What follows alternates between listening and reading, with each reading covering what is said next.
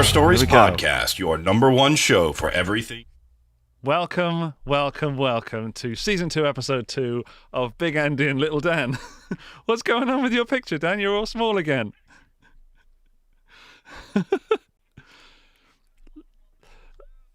Hey, everybody. I'm going to try and fix Dan's picture.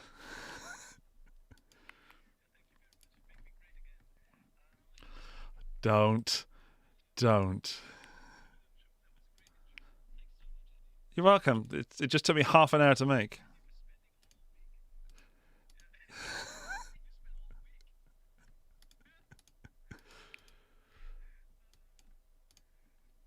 So you've shrunk since last week, Dan. Why is that? Yeah, I mean, if you're listening to the audio version of this podcast, welcome. But we're trying to... Oh, you've grown again! Why do you keep... Oh, no! It's all going wrong!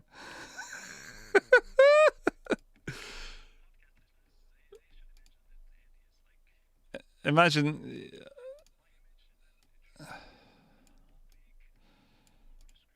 Yeah, it's all going wrong. And the live chat, for some reason, is not working. So we're trying to get the live chat on screen.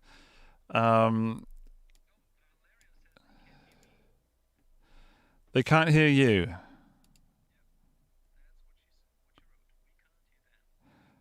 Hang on then, let me go over to the live chat and I will see. Can you hear me, guys? Tiny Dan has no audio. Well, that's kind of how I like it. Hey, can you hear me? Me. Definitely can't hear Dan. Okay, I will try and fix that whilst I'm throwing Dan around in this. What is going on? This is going terribly well, Dan.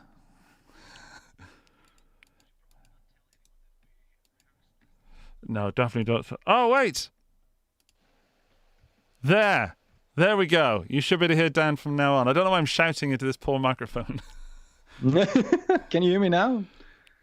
Yeah. You're loud. Guillaume says you're loud. We can hear you, but we can't hear Dan.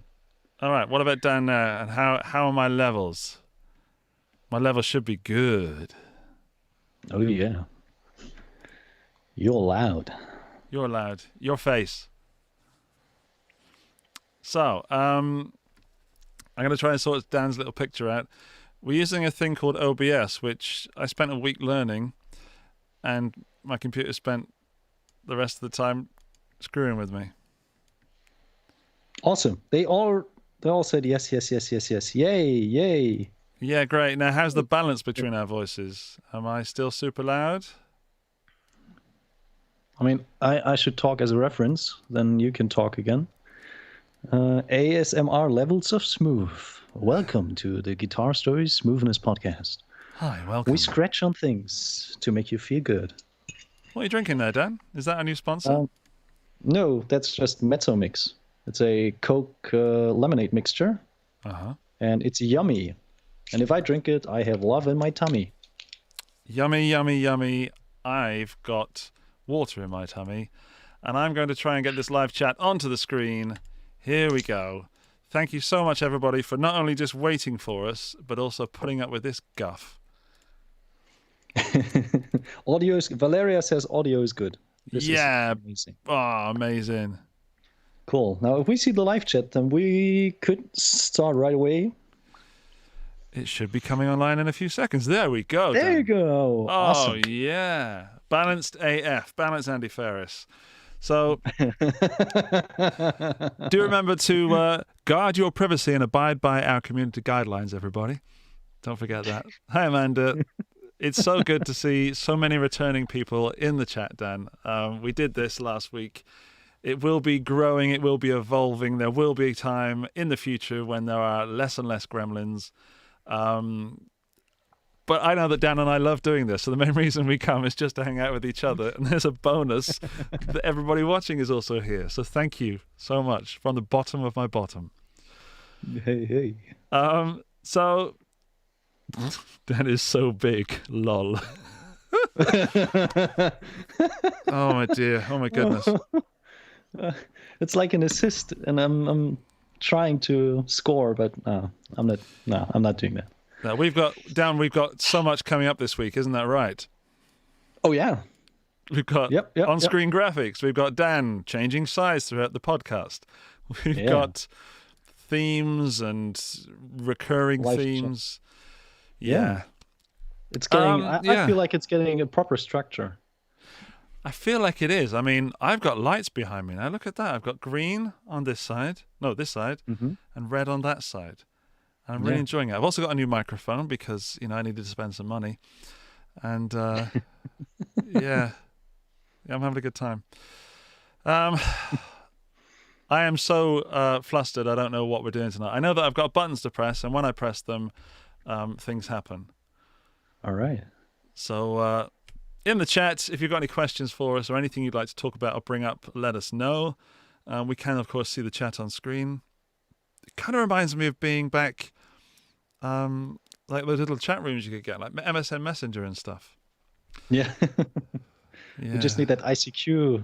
ICQ, yeah, MIRCQR, that one. That was the one. ICQ, is that like, this is a question for the chat.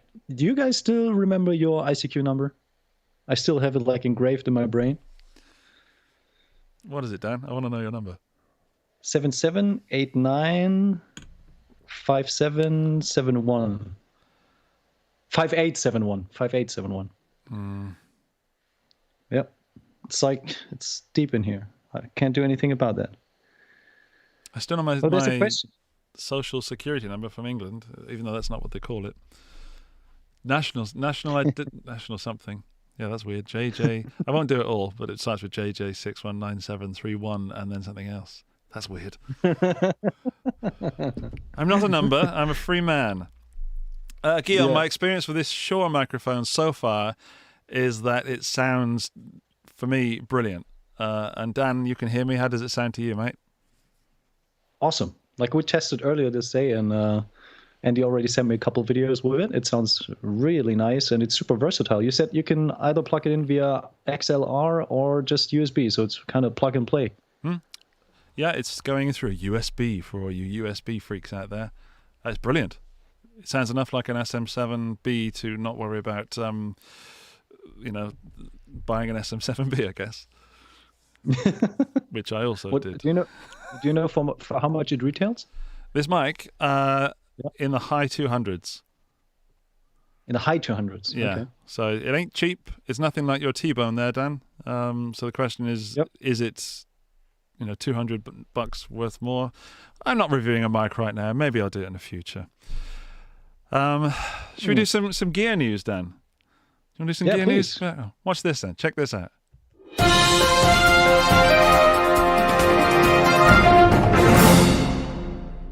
Huh? Mind blowing. Yeah. So gear news. I got a new mic. Yeah. You already told us about it. Oh, did I? Oh, I shouldn't have covered that so far. I am planning to do so much on this microphone from a guitarist point of view because I love the SM7B on a cab.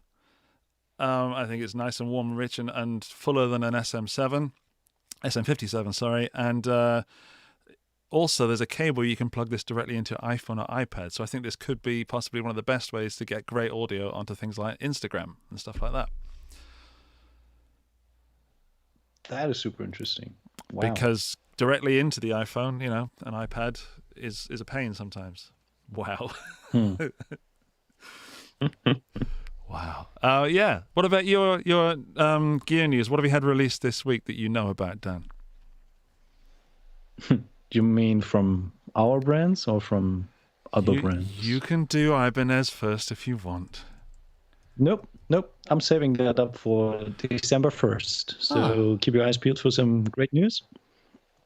But sneaky peeky, I already sent Andy a package today, which contains 2 pedals. Yes. So we'll definitely see some pretty cool pedal tests. So yeah, looking forward to that. But talking about gear news, we have super brand new information about Martin guitars. Mm-hmm. Andy, did you hear about Chris Martin IV leaving the CEO position by mid of next year? I knew he was leaving. I didn't know when, but I knew he was. I think stepping down is kind of the best term, isn't it? Because he's passing the torch. Passing the torch. There we go. That's beautiful. Yeah, I think he said like he just wasn't cut out for that job, as far as I remember. Yeah. He said he wasn't comfortable or didn't want to take on that position of responsibility, and I really respect someone for doing that. To know when you're not, maybe just not having fun, you know. Who knows? Yeah, But yeah. Martin are continuing to make great guitars, as far as I can tell from the ones I've played recently. Yep. But the interesting news about that was that they announced a change in distributor for Germany. Mm-hmm. So they had a pretty interesting constellation because there was a company called AMI, and they were, or they are still the brand holder for Sigma guitars. And I think Sigma guitars is a quite renowned brand within Europe. Yeah. So they were like the Gibson and an Epiphone, with the little difference that Sigma guitars belong to AMI, to the distributor, the German distributor of Martin in Germany. And Martin Guitars, well, is a US brand that they distributed for 30 years now. But apparently that has changed, and they just, like yesterday, announced a change of distributorship. So from, I think, January on, the new distributor will be Musifacts. It's a Dutch company, Dutch distribution company. What does They that mean have for the brands- guitar world, Dan? What does that mean? Are we going to get cheaper guitars? Are they going to be more expensive? Is there going to be more of them, less of them? What do you think? That's very difficult to say, actually, because Musifacts, to be honest, I didn't really have them on the map. I was thinking about, okay, if they announce a switch of distributorship, maybe they go with a very specialized dealer, like the Fellowship of Acoustics, for instance, in the Netherlands. So it's a rather small dealer compared to, let's say, Guitar Center or Thomann, but they're very, very specialized, and they are very credible when it comes to acoustic guitars. I was thinking, okay, maybe they go with such a dealer as a hub within Europe, and then they ship direct to a couple big guys like Bags or Thomann. But having like a real distributor with subsidiaries in the UK and other territories, I don't know what's actually happening. If there will be any big change in terms of pricing, I don't think so, because the pricing structure doesn't change. You still have that extra cut that you have to make as a distributor.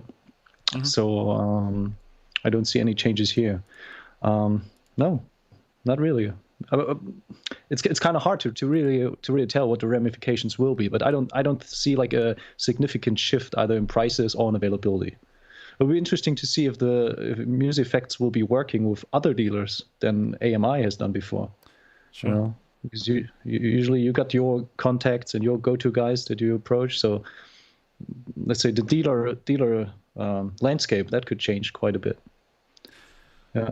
A lot has changed in this year, as you know, and a lot of distributors have actually lost brands, and brands are going independent. So I was surprised to see Martin go to another distributor. I thought it was another move to go solo, as it were. Yeah, yeah. But maybe all the way, because they're based obviously in America, that coming over to Europe themselves is just too much work. Who knows? No. Who knows? It's a very long distance. That whole transatlantic distance thing is, I mean, how do you manage your brand overseas? I mean, if you're stuck somewhere in the US, you don't know what's happening in Hungary and Germany and Austria. I mean, you got to have people, right on the floor, like talking to the sales guys and visiting them on a regular basis. Otherwise, it's very loose, and you don't really have that you've kind just of grown again, traction. Dan.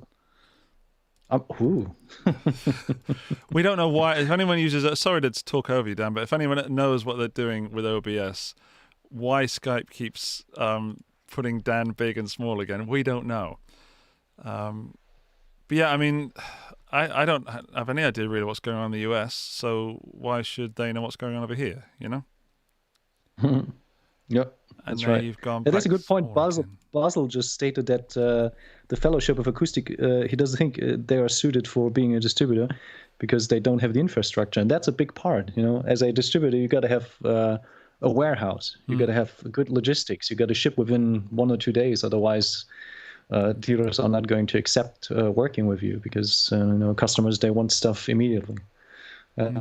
So I'm not really sure. I don't even know. Like I can barely assess how powerful Musifacts will be when it comes to distribution of Martin guitars in Germany. So, but it's interesting to see a big, like a major and company like Martin make that move after 30 years. It's like, I mean, if you're together with your girlfriend or wife for 30 years, it's it's a whole life or half of a life at least. So you don't easily break up after that period of time. No, I hope it was amicable, and they split everything down the middle. Yeah, and I hope the kids are okay. Yeah, me too. By meaning which the guitarist, sorry. Yeah. I'm going to give some shout outs to the people in the chat because we've got some returning names. We've got Amanda's here and Valeria's here, and Krenna has just released a video on his channel of a song he's done. So I'm going to look at that after this stream. We've got Guillaume, of course. If you don't know who Guillaume is, then he is the other big G from Toman and from his music stuff that he does himself. First EP, very, very, very good. I enjoy it. It's the second EP, Dan, coming very soon, he tells me. Wow, we've also awesome. got Produce Like a Pro, which is Warren Hewitt in the chat. Hello, Warren. Nice to see you. Please respond to my Skype messages when you can. Again, exactly there. So my friend Warren is over in the US, even though he's a Brit, and we have trouble, keeping up with each other. So this little thing called sleep. There is some more gear that I want to bring up. There's the ZVEX Chase Bliss collaboration pedal, which I think Guillaume put into the chat as well.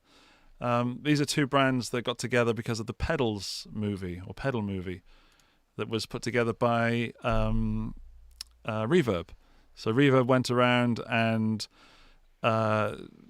made a movie about guitar pedals, and it's shaping up. I don't know if it's released. I don't know. Let me know if you know in the chat, or Dan, do you know if it's released? Have you heard of it before? Nope, not at all. I saw some pre-cuts and some nice stuff, but it looks really good. Now, Chase Bliss and ZVEX, two very well-known pedal brands, are working together, and they've teased some stuff on Instagram, and now Warren is writing to me on Skype. Hello. Kind of busy at the moment.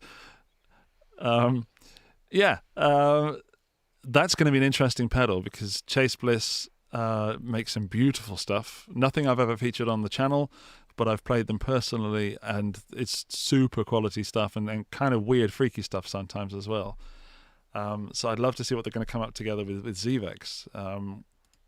The two sort of brands do fit together, in my opinion. Not in the sense that they do the same sort of gear and same sort of pedals, but in the sense that the ethics and the sort of image of the company fits together, if that makes sense. Mm-hmm. So yeah, I'm very interested. Is that like a long-term relationship, or is it just like one shot and they see what's going to happen? As far as I know, it's going to be a limited edition one shot. Oh wow, okay. But it's ZVEX is, you might know, from the Fuzz Factory, and Chase Bliss tend to put tons and tons of buttons and options on their pedals. So, you could end up with something MIDI controlled fuzz pedal, which would be awesome. Sounds pretty cool. Released today. Those kind of collaborations. Sorry. Released today. The other Andy already Oh. demoed it. You mean Andy number 1, the original, the OG Andy. I'll have to go and watch that later. I've been too busy messing around with OBS. Poo Ninja pointed out that this might be the episode in which we give away an Ibanez Pia. Is it the episode, Dan? Unfortunately not. Damn. But nice try, Pooh. Nice try. Nice try, yeah. For me, I kind of got out of it with gear news this week because my kids have been off kindergarten and they've been at home, and I've been mainly singing "If You're Happy and You Know It, Clap Your Hands" all week, which is ironic. Very ironic. The odd wheels on the bus. Yeah. So that's kind of me done for gear news. Have you got any more gear news, Dan? No, not at all. Gear news, yeah, but not personal gear news. So we're a little bit like meandering between the categories, right? Yeah. Well, are you talking about like? Would you like to? I know that you've kind of got an NGD coming. Do we talk about that this week? Oh, we can. Okay. I mean, shall I send you a picture so you can post it?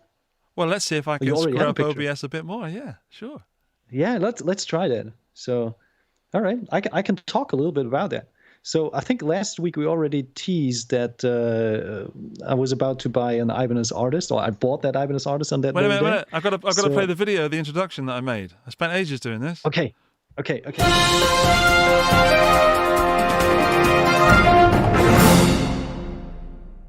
That's 4 seconds of your life you're not Awesome. getting back. All right. Sorry, carry on, Dan. Yeah. Yeah, I just want to pick up one comment from Nissan 570, who said, "I've been with my wife for 20 years, still hiding my guitars from her." That's the spirit. That's the spirit. All right. Yeah. So I was I think last week I was talking about like that I just purchased a guitar, and since currently the whole COVID situation is a little bit difficult with traveling, one of my colleagues was kind enough to travel and pick up that guitar, and it's a AS100. And if Andy is able to put a picture in OBS, then all of you can see it. Where did you send it And, to me? WhatsApp. Oh, WhatsApp. And if you no. well, WhatsApp is being a bit of a pain at the moment. Shall I? How can we make that? I'd just send it me straight through Skype. Oh, Dan's gone small again. Dan's gone small. That's bandwidth. Dan's gone big. I actually have just figured out what that is. That is when I click off you on Skype and it gives me that little preview window up in the right-hand corner, and it's trying to mess around with that. Yeah. Right. So Guillaume's just said, while you're doing that, image through Skype. Guillaume's giving us more gear news. A new Rev 120 announced later today. Damn, where have I been? I've been too busy messing with this. Hey Adam, I'm just going to talk to you lot while Dan sorts his life out, and I blame Dan for my technical issues. I don't know why. There we go. Oh my goodness. Yeah. So save. All right. Have that one. I wonder if I can drag it straight in. No, that'd be too obvious, wouldn't it? Let's give it a shot. Yeah. Well, let's see what happens. But that's what I call a single. What I call a single guitar, because you better be single if you buy a guitar like that, because you cannot put it down after you purchase it. I mean, really, it's going to jump on the top of the screen now. Look at that. Wow, there you go. So that baby was born in 1981. Best year. And is made in Japan, Ibanez acoustic, semi-hollow, maple body, and the 3-piece neck made of mahogany. And the special thing about those guitars is they were made in Japan, and they had all like the original specs, like a Super 58 pickup, which is seen as one of the nicest pickups you can imagine. What else? It's just like original, like they built the guitars in the 80s. It's even signed, like originally signed by the head of the QC department back in the day in 1981. So it's a cool piece of gear.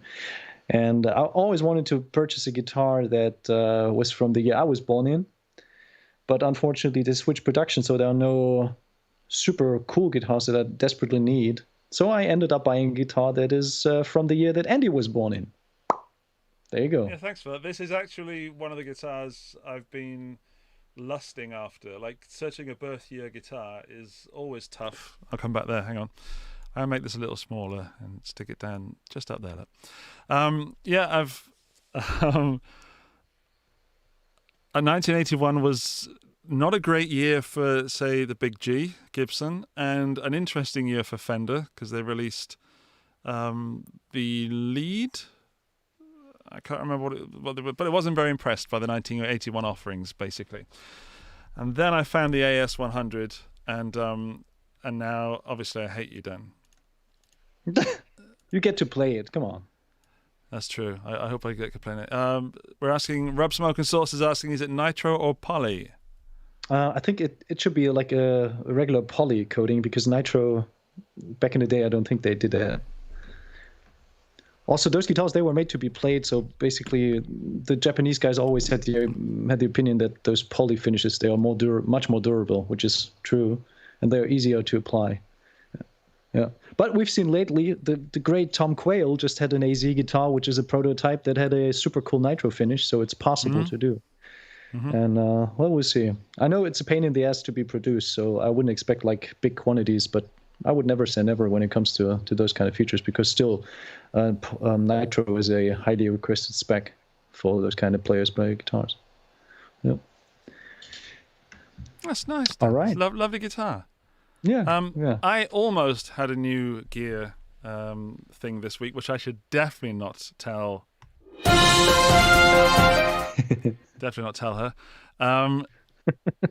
And I can say it now because it's not happening. I almost bought a Klon. Lead one. Thank you, Saran, by the way. Yeah, I almost bought a Klon in the sense that I sold a lot of stuff and am selling a lot of stuff. Because I figured that if I got a Klon, then the price is only going to increase, right? So, I mean, I'm cool to buy a guitar and then lose a couple of $100 on it when I sell it later because I see that as renting a guitar. It's not a great business move, but like if you wanted to buy an expensive guitar and buy it used, if you then sell it on a year later or a few years or even a few months, you probably won't lose much depending on how the market is or how the apocalypse is going. But the Klon surely is usable, right? I mean, that's a good investment. Back me up here. Depends on what you pay for it. Yeah, well, it depends on what you pay for it. If you spend like $5,000 on a Klon that's got like a lot of dents and scratches, it's probably not a great investment. But if you find one for $2,000 or $3,000, go for it. I found one. Well, it didn't happen, and it's not happening at the moment because there was a scam. Some guy in Germany's eBay Kleinanzeigen, the classified ads. You laughing at my Austrian German, Daniel? I find it so cute. That's so süß. It is so süß. So süß. Yeah, some guy was selling a Klon on there, and then actually, Dan, it was you that saved me because I was all geared up and I've been talking to this guy ready to buy this Klon, saved up all the money, was so excited, and then you sent me the link on Reverb. What about this one? And it was exactly the same photo.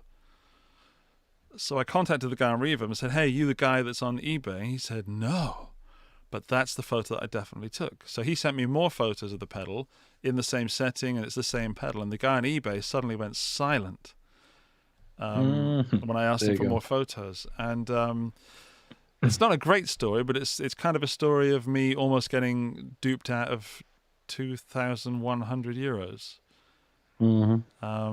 But actually, it's a great lesson to take from. It's what I do when I have like a substantial investment that I want to make over eBay Kleinanzeigen. I always request like strange perspectives or strange details because then you can actually tell if the seller has got the product with him or not. Oh, that's good. Yeah, like the battery compartment. You can just invent any kind of reason why you want to see the battery compartment. But if he can take a picture of it, he's got the product with himself. If not, you better, leave him be and don't spend the money on PayPal because they will reimburse you. Yeah, PayPal will reimburse you, but it's so much paperwork. Come on. And never pay via PayPal friends. Not a good idea. Nope. Definitely not. Even if they request it, they say that's the only way. It's one of those things that if it seems too good to be true, then it is. Or isn't.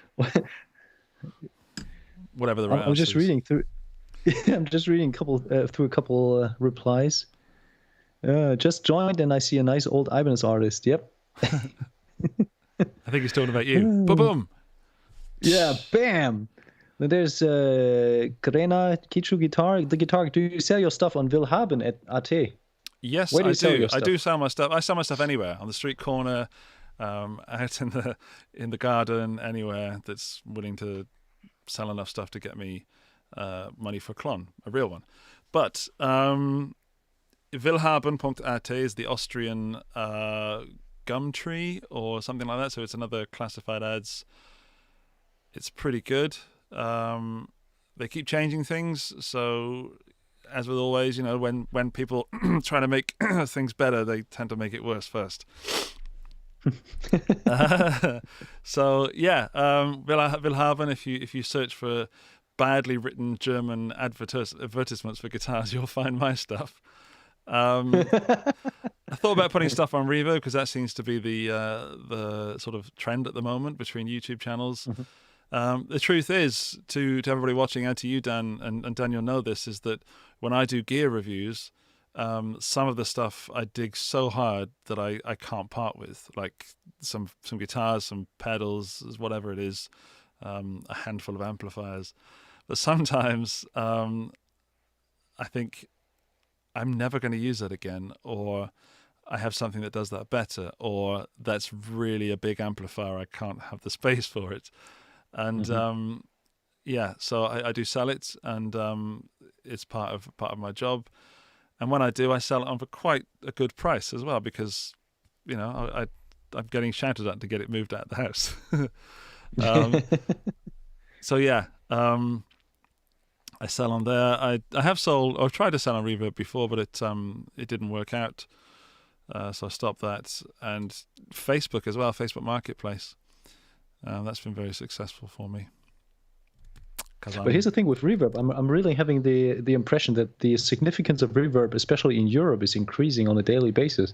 I see more and more dealers promoting their stuff on reverb. Yeah. The assortment of gear per dealer has grown so much within the last couple of months, especially during Corona times. So that's kind of interesting to see that kind of paradigm shift of where you sell your gear is kind of happening in Europe now too. Because in the States, I think it's already it has overtaken the usual used section of Guitar Center or the Mama Papa store around the corner. I think so. It's just you can do it on your phone, and suddenly you can have a Klon or an Ibanez AS100, or we're in the Amazon generation now, where you just swipe. And I looked at the Amazon thing today. It took me 3 clicks of my phone to buy something. Mm-hmm.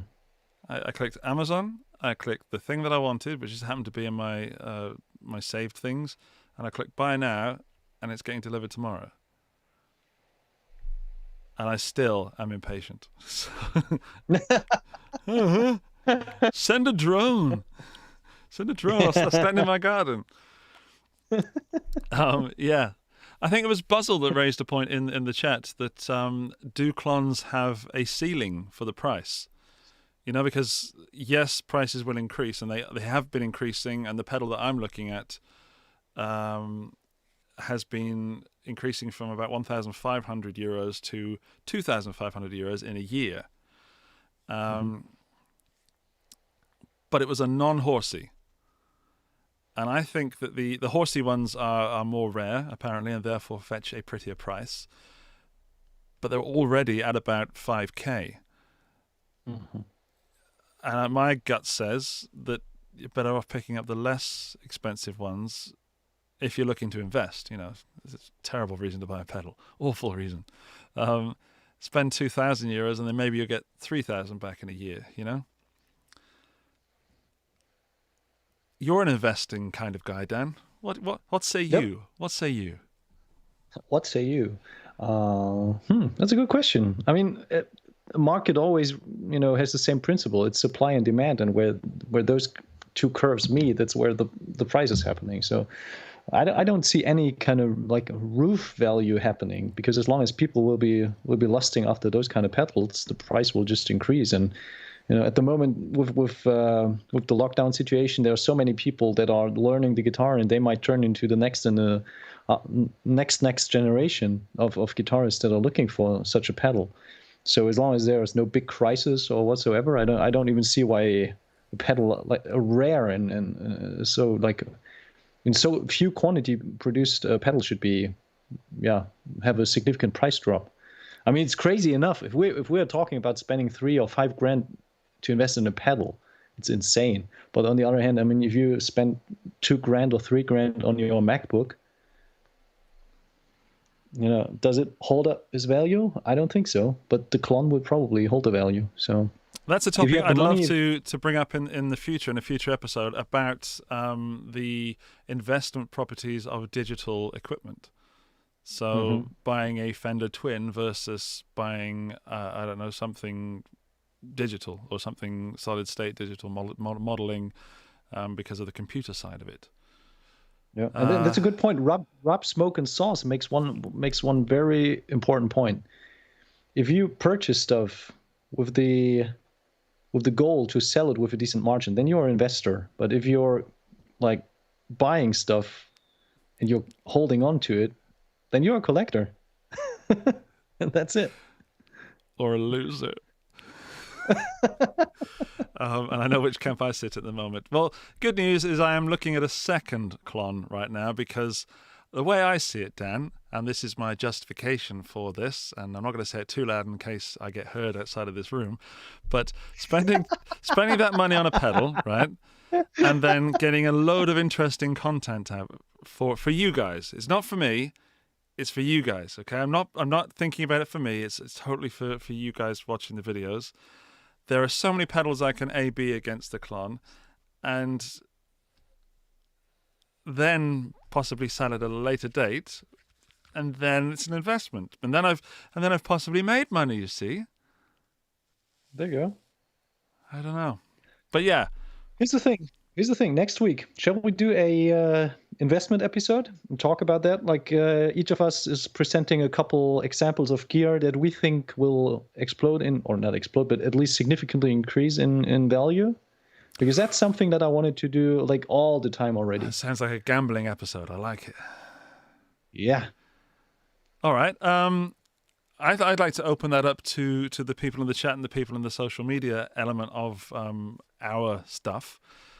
Is that maybe they could predict some stuff? We could talk about it. You can send it to us, Guitar Stories Podcast on Instagram, and we can do those things, or we can put it in the chat now, and I'll get my secretary to make some notes, or Dan can do it. I'm just frightened to touch the computer at the moment in case Dan gets big again or small. Poo Ninja has brought up something very interesting, which we will have to talk about in that episode, is that the 2022 used market will explode with gear from people who gave up. I believe he wanted to type there. So the guitar is a very easy instrument to pick up and rock out within the mirror and get some instant gratification from. But when you hit that F bar chord, it's times like that some people don't have the motivation or weren't taught properly or just don't have the time to put into the athletics of being a guitar player. So, so that's very interesting. I think 2022, I think PA speakers and stuff like that are also going to go nuts. But let's cover that in a future episode because I don't want to go too far into that because, we've teased it a little bit. And I have an example as well. Remind me, I have an example of something I bought that I managed to double. I doubled my money, Dan, and that's always good. Awesome. Yeah. Maybe include the times when I halved my money as well and quartered my money. Yeah, the thing with buying gear is if you invest in entry level gear, it doesn't hold the value at this like on an equal level like a high end or very rare instrument does.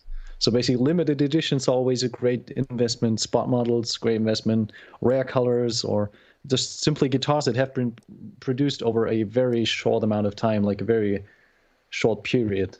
I mean, it sounds pretty logical, but often people overlook that fact that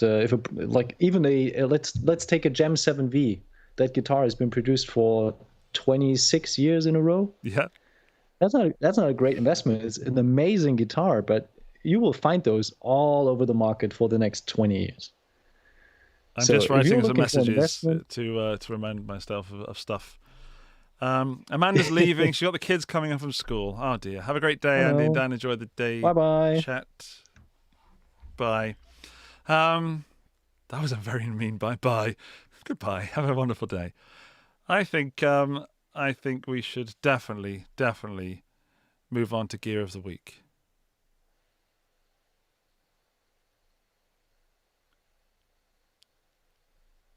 Is it happening?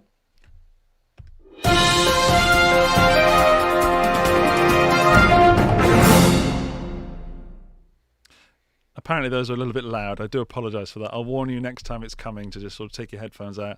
I will fix that in the future. Apologies. Yeah, Gear of the Week, Dan. Yep. Got any? Tell me. What do you want to talk about? We had several topics. Yeah, I mean, with me, it's a pedally kind of week for me. Okay. I received a nupple. a couple of nice fuzzes. Again, I've got more fuzz on the go. I'm way behind. So when I say like gear of the week for me personally, it means it's arrived at my house about 2 or 3 weeks ago, and I finally got around to, getting my hands on it and getting my dirty mitts plugged into it. And I got the what's it called? The stuff from KMA Audio Machines. I can't even remember what it's called, but it is a space-time continuum kind of thing. It's like some massive. That's a Cirrus, and they've just released. The Cirrus is. Let me look. I'm bringing it up right now. They've just released a special edition version, a limited edition version. I saw it out today, but the one I've got, is not limited edition. It is indeed a delay and a reverb. And it's just nutso. It's got so many switches, so many knobs, and I love it. I don't know what I'm doing with it, but it's one of those pedals where I just plugged in and got a load of weird sounds, and I'm wondering how the heck I'm going to do a video for it, because I genuinely do not know what I'm doing with it. I think I showed it yesterday, but it's going to be a challenge, and certainly a challenging view to watch that video. There we go. So to watch it or to make it? To watch it. There it is. It's just there. It's now covering my face. It's the Cirrus Spatial Temporal Modifier.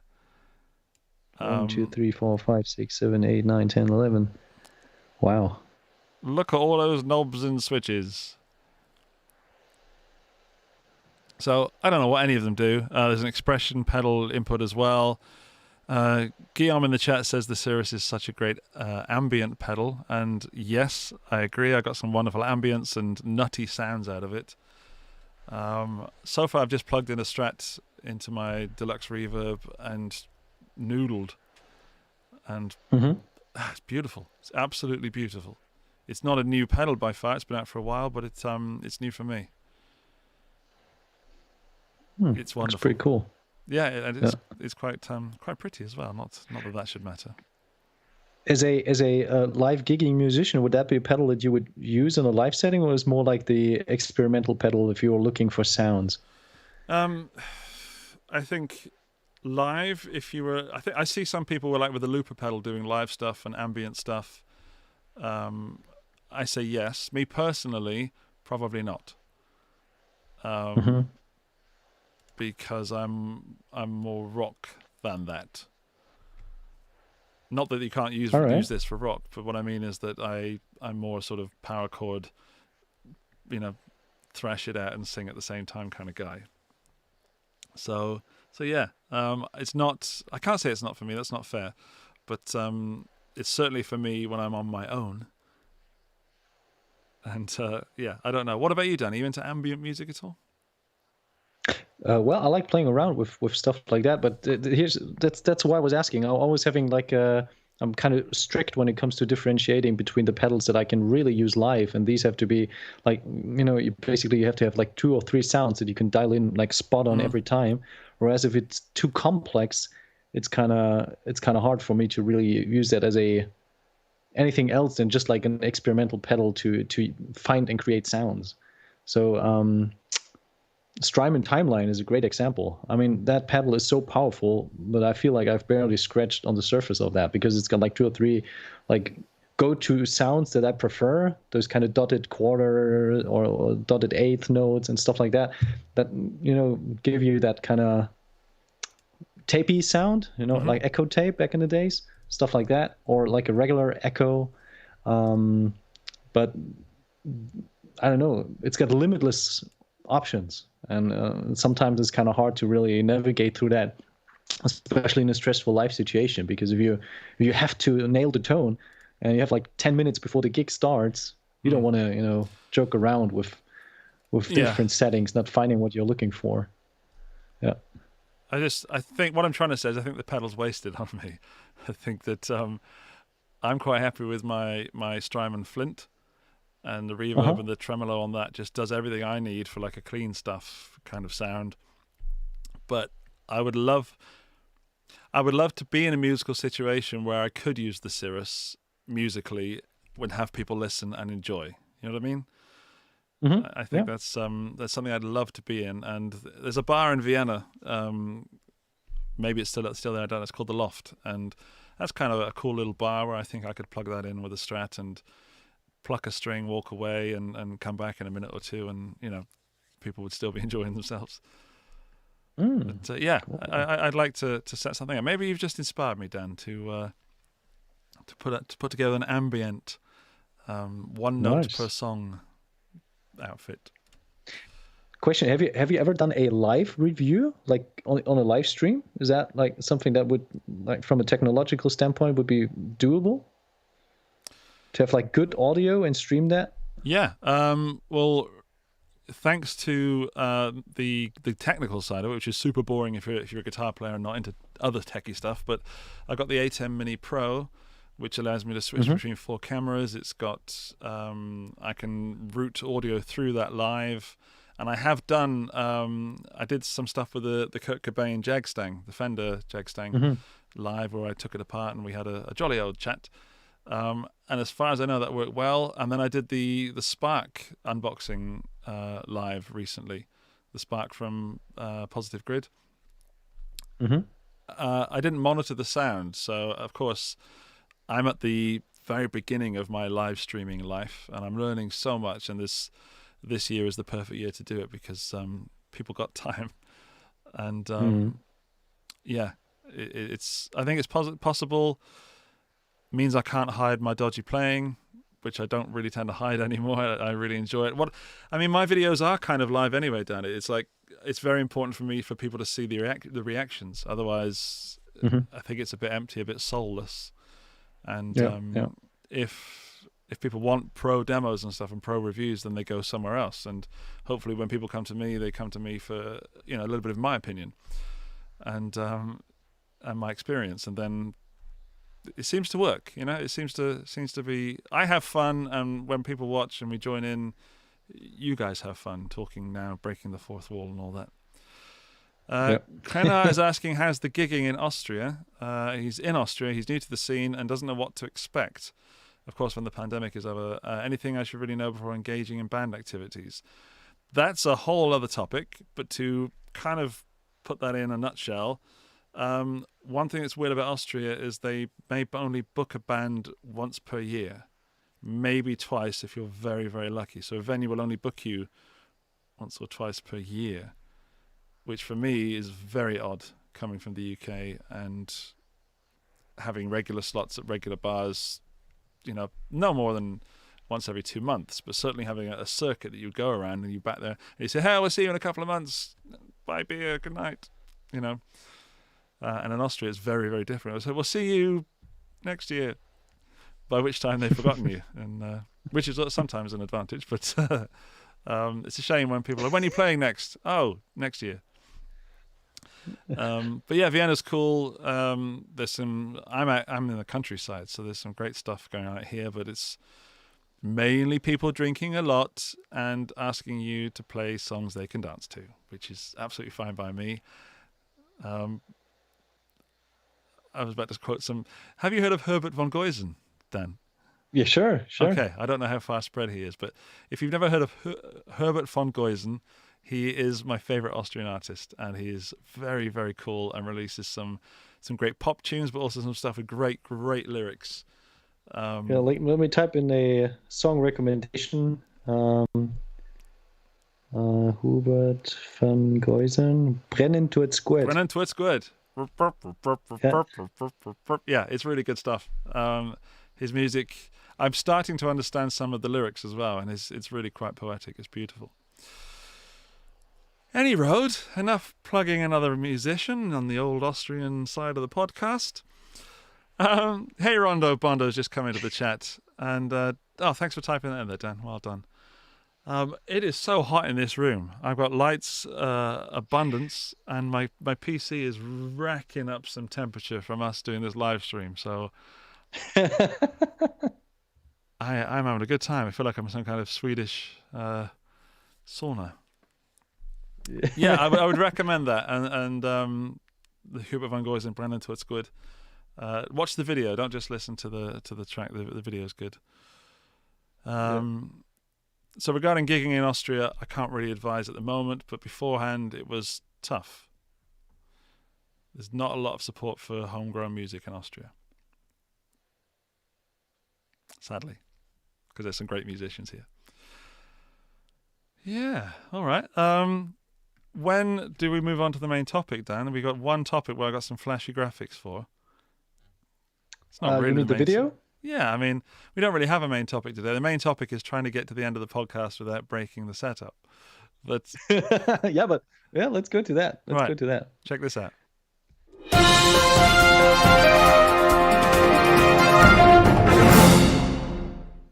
There we go. Oh, Dan's gone big again. I'll fix that. This is the birth of Steve Vai's Green Meanie. Dan, talk us through it. Yeah, well, Larry DiMarzio just recently released a super cool PDF that's basically giving you the rundown on the whole story of the birth of the Green Meanie. And that was basically what would become or would culminate in the jam guitar. The Green Meanie was, I think, a Chauvel guitar, if I'm not mistaken. And Vai modded the hell out of it. Like, he removed wood at the bridge position to have those kind of recessed space for the tremolo to go up and down. And he just tweaked it with the HSH configuration, all that stuff, and it's a great read. It's like this is like the read command. You have to read this. If you read one gear-related article this week, read this, because it's made with a lot of love. It has a lot of great pictures, detailed images of the Green Meanie, and this is actually a guitar that ended up in the Rock and Roll Museum.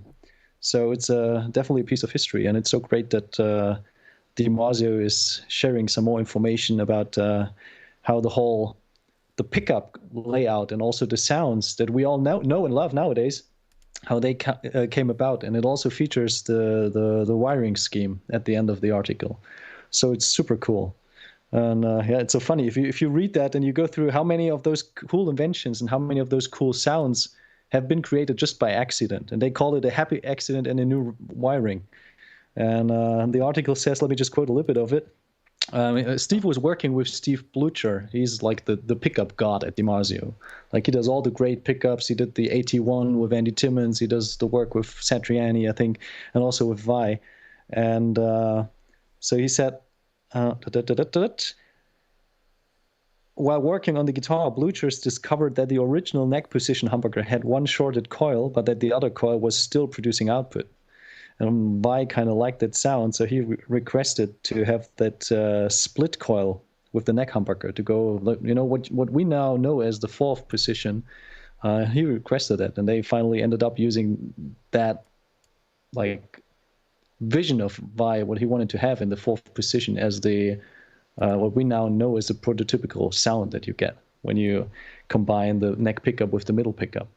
And that ended up in the jam, and that's the whole story. And it's super cool that DiMarzio is investing a lot of time and effort into, like, sharing those memories and sharing those little chunks of gear history with us. You've read it too, Andy. What do you think about that? I did read it. I read it as soon as you sent it to me, and I loved it. I learned stuff, which I do also urge you to go and download it. I don't know where can one download it from, Dan? I will post the link in the chat. Post a link in the chat right because, now. Don't go read it now, of course. But if you're a Vai fan, it's a very interesting read. If you're a guitar player, guitar geek, it's also an extremely interesting read. I didn't know that the recessed cavity behind the trem system that you can see on screen right now, just behind the Floyd Rose tuner adjusters, I didn't know that didn't go up. I learned that someone invented something about it to actually bend up, but I had no idea that it was actually Steve Vai, and he did it just by chopping out parts of a Chauvel, because it seems so standard these days that it doesn't seem like there's a point where it didn't exist. But my favorite part, as Dan's already mentioned, is the wiring diagram at the end, because it's super nerdy and geeky, and I don't know if it's actually going to come on the screen. There it is. So if I move that up there, that's the wiring diagram for the Green Meanie. And Yeah, again, the fact that it was an accident is something quite beautiful to me, because accidents don't just happen. Those sort of accidents, like you wake up and you have that accident and you do something good. It means, for me, it means they've been working super hard and super in detail and so long on this thing that sooner or later something magical happened. And with projects that I work on and projects that I see other people working on, it's often when people are just working and working and working, that something happens that's unexpected, and it creates magic. And for me, that's what this is. It's not just an instant accident. It's something that came out of toil and hard work. Mm-hmm. Get off my Absolutely. soapbox.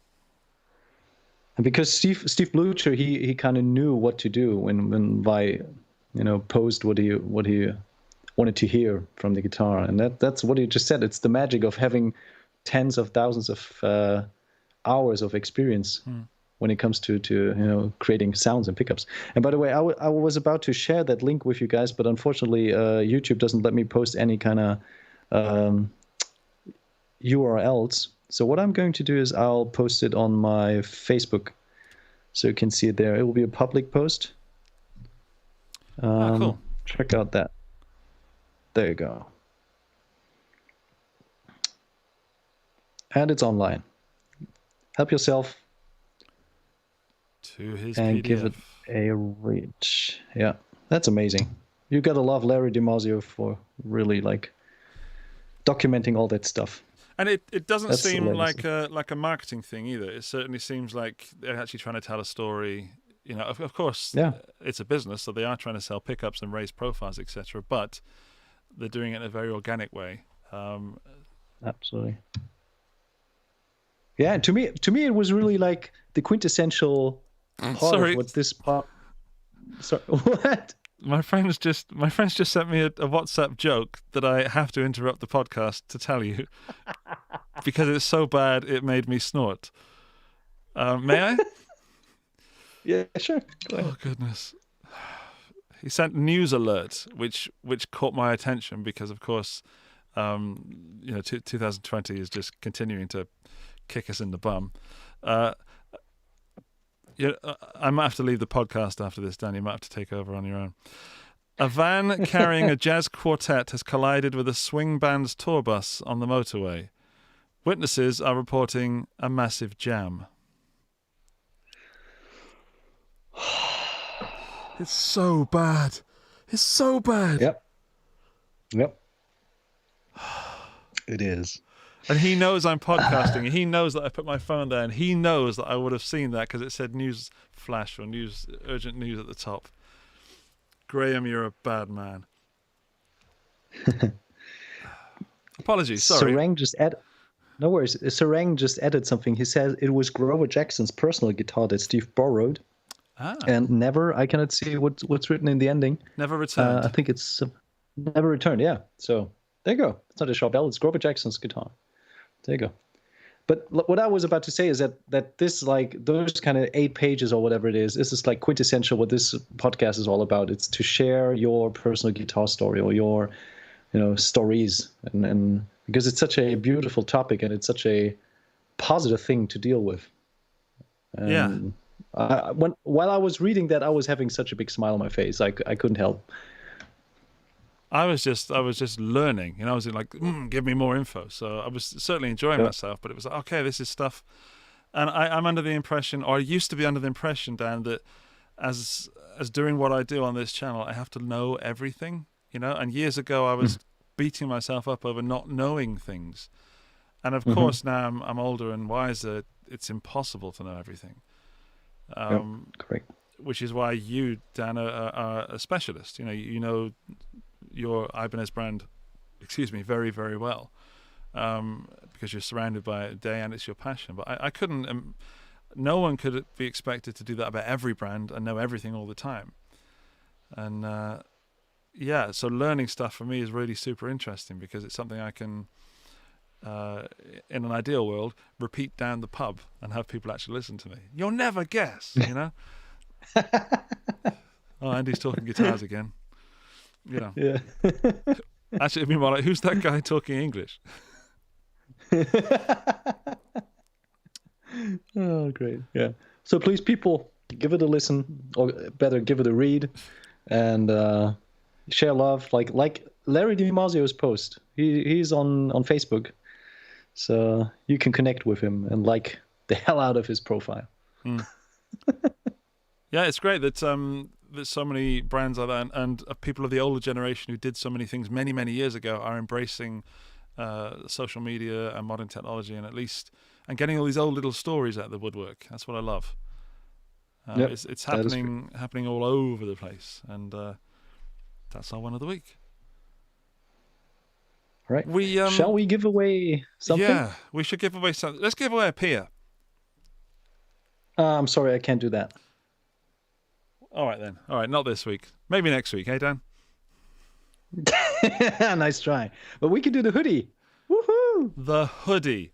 All right. Yep. We gave away last week a drop, which is I don't have it with me anymore because I've been using it upstairs. But we gave away a drop to Sarang, finally, because you guys in the chat were so beautifully wonderful that you fought over who deserved it most. Did Sarang get in contact? And has said drop been sent out? If not, Sarang, there is a drop awaiting you. Please contact us on Instagram, the Guitar Stories Podcast, or write to me personally. There's my email address in the About section of the YouTube channel. We'll get that drop out to you. Today, Dan, you've been so nice as to steal a hoodie from work, I believe. I didn't steal it. Ivan has kindly provided it to us for the show because they like what we do. And if you don't mind, you can share actually a picture so that people can see what it looks like. I could, yeah. It would require me to have been ready for that. Give me a sec. Yeah. So, can you see the comment from Valeria in the chat while I do that? Yeah. What did she say? She wants extra points. All right. For suggesting the hoodie, and I think she deserves exactly 12 internet points. All right. There That's it is. Like 12 karma points, right? There it is. Cool. Oh, it's a PNG. So Look, it's got transparent. Look at that. Woo! Yep. I'm going to put it on Dan. That's what Dan looks like with the hoodie. There's me. There's Dan. I'll stick it in the middle for a moment. That's quite nice. But I know what you're thinking, everybody. You're thinking, what does it look like on the back? There, look at that. Yeah. So, thanks, Sarang. Email me, please. Oh, okay. I broke my phone this week, so anyone that did message me on Instagram, I have not responded because I had no phone, and now I have no excuse. Ibanez hoodie. That looks pretty. That must cost a lot of money, Dan. Yeah. Or is it possibly? If you had to buy it. Yeah. So it does. How are we going to give this away? Maybe with a Ibanez related question. Oh, how about that? Marvelous. And then how are we gonna give it away? Are they going to answer something in the chat or? Yep, correct. And the first one who's got the answer precisely correct will get it. Okay, then I'm going to hide the hoodie so we can see the chat. All right. I'll put the hoodie just over here. So get your Ibanez brains on. Mm-hmm. And just to confirm, we did not earn any money from doing this. Or did we, Dan? No, not at all. Damn. It's just... All right. Can I get a drum roll before I pose the question? All right, here's the question. What are the 3 limited colors of the new Pia? That is hard, but you can Google it. Let me know. Are they but like I said, I'm chat? very picky. It's got to be precise. Yeah, just put it in the chat. Okay, it's got to be precise. I'm going to go for... I'm not allowed to play, am I? I'm not allowed to win the hoodie. This sucks. David said, please don't do a model number. Oh, by the way, can you share that amazing meme that Brian was posting? Yes. Let's go through the competition first. Send it to me and then I'll post it. Crap Guitar Show says pink, gold, and green. Sarang is in there. Precisely, yeah. Panther pink, Envy green, and Sundew gold. That is correct. We have two people saying that. We got Krena and Sarang. And I don't know, Dan, it's your sponsored competition. Do we let Sarang win 2 weeks in a row? Well, at least he got it. Valeria's got it right too. He can decide if he wants to have the hoodie himself or if he wants to give it to someone else. But he was the first one, right? Okay, those are the rules. Yeah. Come on. Come on, buddy. Yeah. So that was quick. That was super quick. Yeah. It's even in alphabetical order. No, it isn't. And it's correct. I mean, it's not Pink Panther. It's Panther Pink. It's Envy Green and Sandu Gold. What's your favorite, Dan? Whilst we argue about this, what's your favorite color, Pia? Style-wise, I think I'm a little bit torn between the green and the pink one.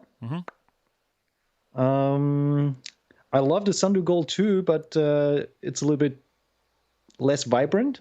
From a stylistic point of view, I even like the golden one more because it's like got that overall look that's just pretty cool. Whereas the pink and the green one can look a little bit too colory, a little bit like if a child painted a guitar at some point.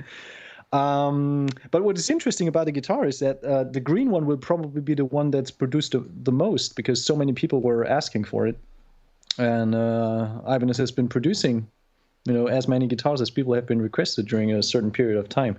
So there will be definitely more Envy Green guitars floating around than Panther Pink or Sandu Gold, which is interesting if you're considering used prices. If you think it's an investment, you probably go for any color but green. Yeah. I would go for the gold. It's classy, yeah. Super classy.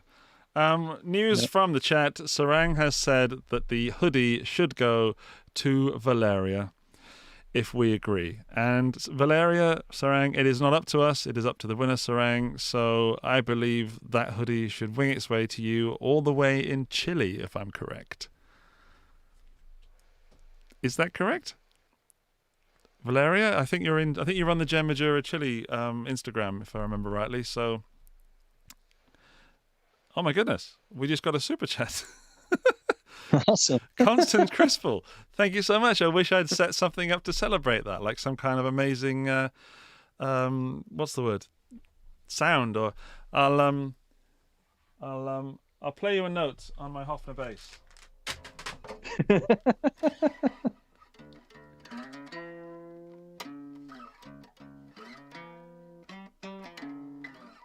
Incidentally, that was what originally played on a Rickenbacker, but that's the only one I know.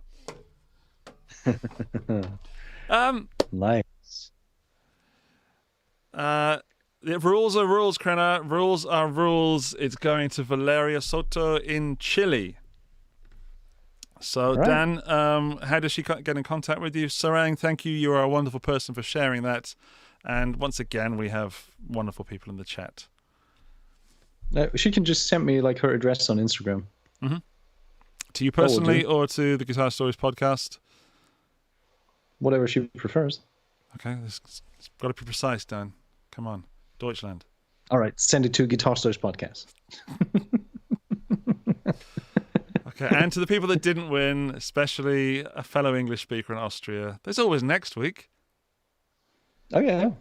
We're trying for the whole of November to get this podcast polished and improve the experience for everybody, get guests on, get live guests, maybe bringing people from the chat into the video section. But we have to get it done by December, because in December we will have a sponsor, Dan.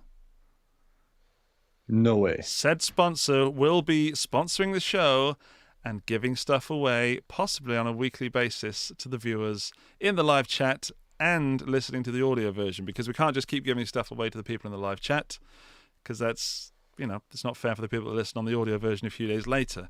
And we don't want to upset anyone, do we?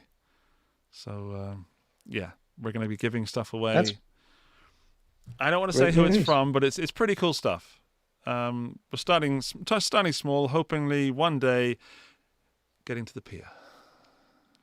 If we ever Full circle. give away Full an circle. Ibanez Pia, we know we're doing something right. Oh yeah. Yeah. Oh yeah.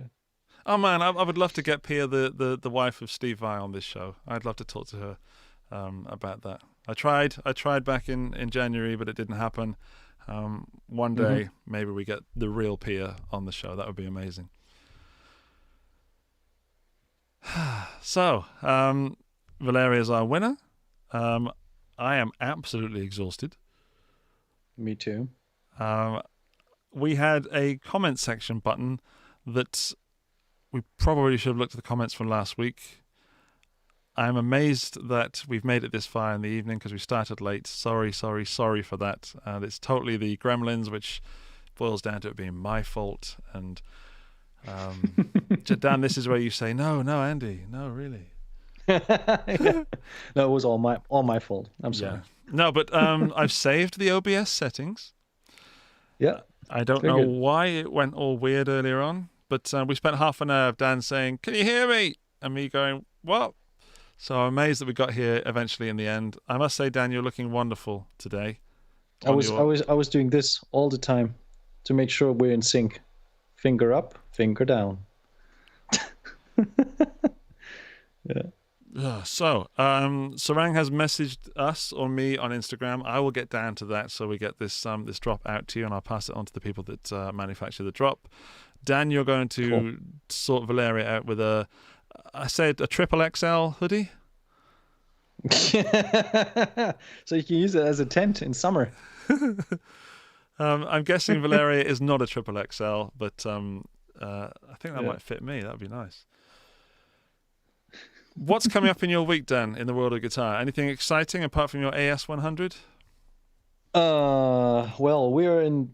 Oh, and this is inside information. We are in the preparation for the 2021 releases. Like I said, there will be some sneak peeks already starting from December. And due to COVID, it will be a long period of product releases, not just on January 1st.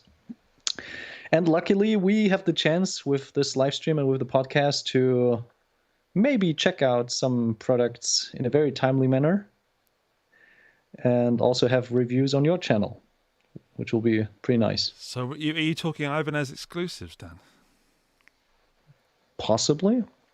Couldn't possibly imagine.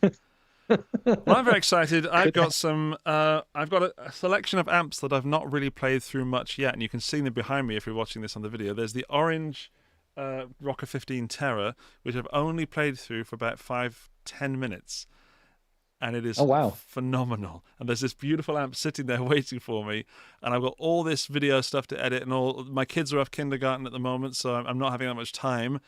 There's a beautiful amp, and next to it is the Engel Fireball 25, and I've only had half an hour with that. So I'm bringing you amp stuff. I've got the Spark from Positive Grid. I've got more stuff coming up with that. I've got a modified Katana Air from Boss Video coming up. I've modded the Katana Air. Maybe you can guess what I did with it, but yeah, I'm excited. And if you've got a Katana, there's more Katana content coming for you because I've found some more stuff out about that wonderful amp over there. And I think that's about it. Yeah. Well, I'm excited. That's a lot of stuff happening, yeah. I excite. And I tell you what we did. Dan, we are fools and idiots covered in a stupid covering. We didn't talk about Mandalorian. Probably for a reason. We didn't talk about Mandalorian. How did you like the last episode? Hate's a strong word. So I won't say hate, but disappointment. I disappoint. Yeah. I disappoint, yeah. I feel the same. I really hope that the child doesn't, become some sort of weird space Pikachu that is just like a permanent fun relief character for the Mando. Because like we've seen in the Matthorn episode, it's got its moments, and those moments they are very, very instrumental to the whole series. Yeah. To give it the importance that it actually has. You egg-eating psycho. Yeah, he's a killer. He's a killer. Yeah, I mean, here's the kind of go-to. Oh, we haven't got a story this week, so we'll just throw Baby Yoda in there. But no, nobody missed the Mandalorian talk. We just didn't talk about it, probably because my brain has pushed it out of my memories. If you haven't seen it so far, apologies. But what you're doing with your life, come on, it's a few days later. I think we can put some spoilers in. It ain't that good. It is not that, especially when it's juxtaposed to the previous week's episode, which was so good. Oh, so good. Yep. However, when I grow up, I want to be a Mandalorian. I've decided. It just looks cool. It's just so cool.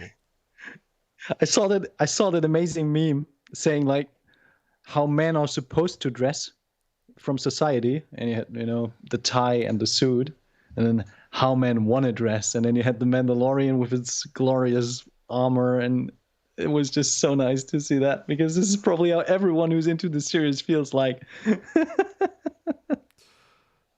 Oh no. Yeah, I'm not so much into the fighting. I'm really. No. Not so much into the fighting. I don't think I'd last very long as a fighter, but I'd like to look cool whilst going down.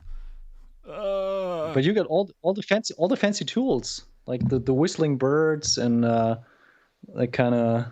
Yeah, wasted on me, Dan. Wasted on me. I'm a lover, not a fighter. You're the peaceful Mandalorian. I've actually got more in common with the child than I have the Mandalorian. And I really like eggs.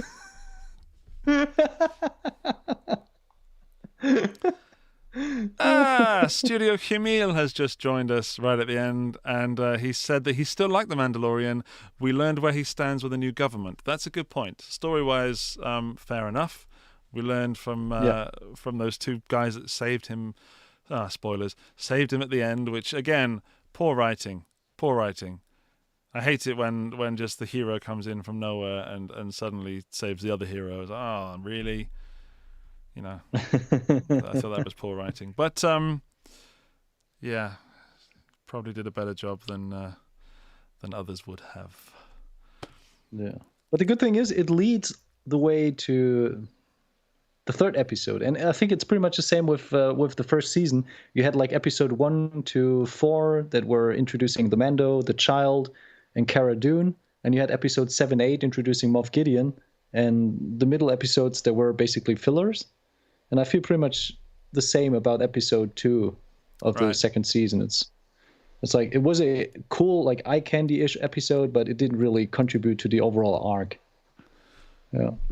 Yeah, I think you texted me before I'd finished watching it and said it's just filler. It's filler. Oh, thanks, mate. Cheers. I'll enjoy the rest of my Friday night.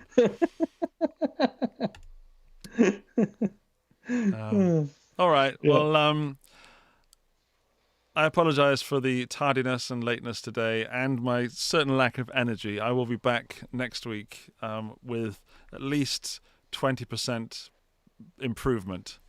I'm giving you that, Dan. That's my promise to you. Awesome. Looking forward to that. Thanks so much for your time. Thanks so much to all the guys in the chat. Congrats to Valeria on winning the hoodie. There you go. And we'll take it from there. Share your guitar stories with us, like our Instagram page, and see you next week for another episode of the Guitar Stories live stream. Stuff's going to get loud. See ya.